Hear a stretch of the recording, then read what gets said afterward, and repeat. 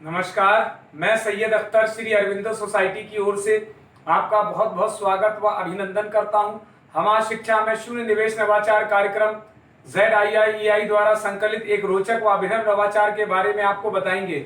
हम इनोवेटिव पाठशाला के अंतर्गत NCERT के प्राइमरी सेक्शन के कक्षा 5 की पर्यावरण अध्ययन की पुस्तक आसपास के पाठ 10 बोलती इमारतों के नवाचार अभिनव शिक्षा तकनीक की गतिविधि शब्द सागर का इस वीडियो में क्रियान्वयन करेंगे।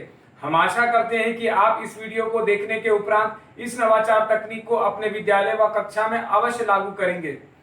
इस पाठ को ZIIEI के कई नवाचार गतिविधियों से पढ़ाया जा सकता है, परंतु आज हम इसे शब्द सागर से समझेंगे। तो आइए पाठ का सार समझते हैं। प्रस्तुत पाठ बोलती इमारतें गोलकुंडा के कुतुबशाही सुल्तानों द्वारा बनवाए गए ऐतिहासिक किले की बनावट, उसकी सुरक्षा, सुंदरता आदि के वर्णन पर आधारित है।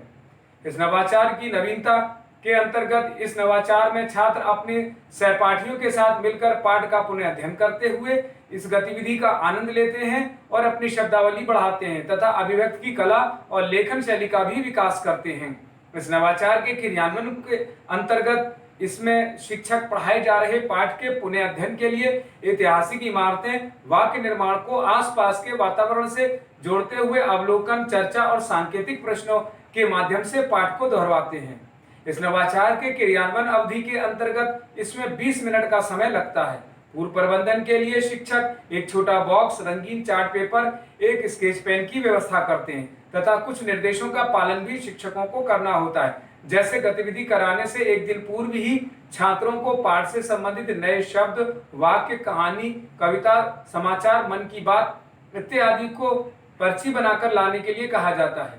छात्र पर्ची के पीछे अपना नाम व कक्षा भी लिखते हैं। साथ ही गतिविधि में सभी छात्रों की भागीदारी सुनिश्चित हो, यह भी शिक्षक ध्यान देते हैं। शिक्षक उन बच्चों की सहायता भी करते हैं जिन्हें वाक्य व शब्द को बोलने में कठिनाई होती है।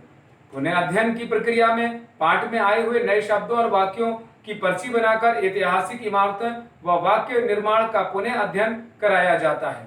आइए समझते हैं कि इस नवाचार को किस प्रकार से लागू किया जाता है। शिक्षक इस बात का ध्यान रखेंगे कि पाठ को पहले से पढ़ाया गया हो व उसकी निर्माण और व्याख्या भी की जा चुकी हो। गतिविधि से पहले बॉक्स को रंगीन चार्ट पेपर इत्यादि से सजा देते हैं, जिससे कि छात्रों की उत्सुकता इस नवाचार में बनी रहती है।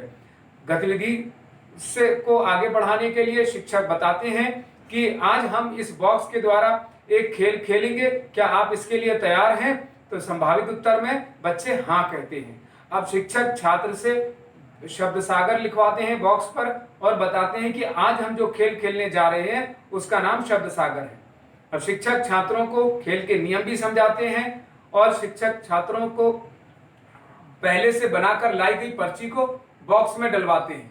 अब एक छात्र आगे आता है और बॉक्स से पर्ची निकालता है और बुलंद आवाज में उससे पढ़ता है।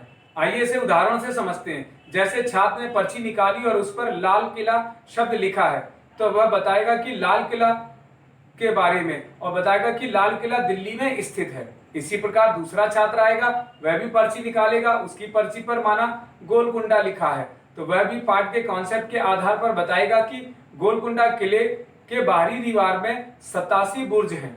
इस प्रकार छात्र बारी बारी से शब्द सागर गतिविधि को आगे बढ़ाते हैं। निष्कर्ष रूप में कहा जा सकता है कि शब्द सागर गतिविधि से सीखने के अनेक प्रतिफल प्राप्त होते हैं, जैसे कि अपनी पसंद की कहानी, कविता आदि से बातचीत करना, प्रश्न पूछना, निजी अनुभवों को साझा करना व तर्क देना को समझते हैं।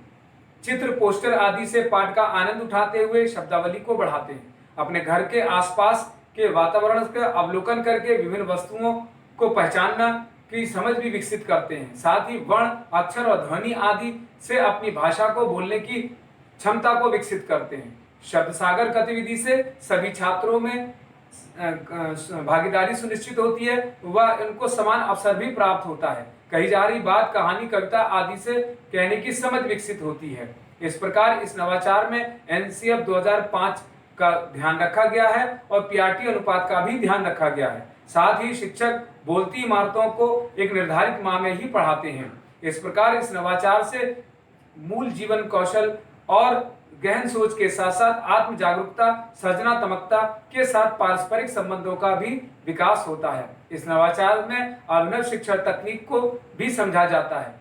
वास्तव में कहा जा सकता है कि ये नवाचार एक अभिनव नवाचार है। ये नवाचार आपको कैसा लगा हमें जरूर बताएं। हम ऐसे कई दिलचस्प नवाचार आपके लिए लाते रहेंगे। आपसे अनुरोध है कि आप हमारा YouTube चैनल सब्सक्राइब जरूर करें। अगर आप इस वीडियो को फेसबुक पर देख रहे हैं तो हमारा फेसबुक पेज लाइक करना ना भूलें। नीचे दिए गए लिंक पर जाकर इनोवेटिव पाठशाला ऐप को भी डाउनलोड कर सकते हैं। इस वीडियो को देखने और लाइक करने के लिए आपका बहुत बहुत धन्यवाद।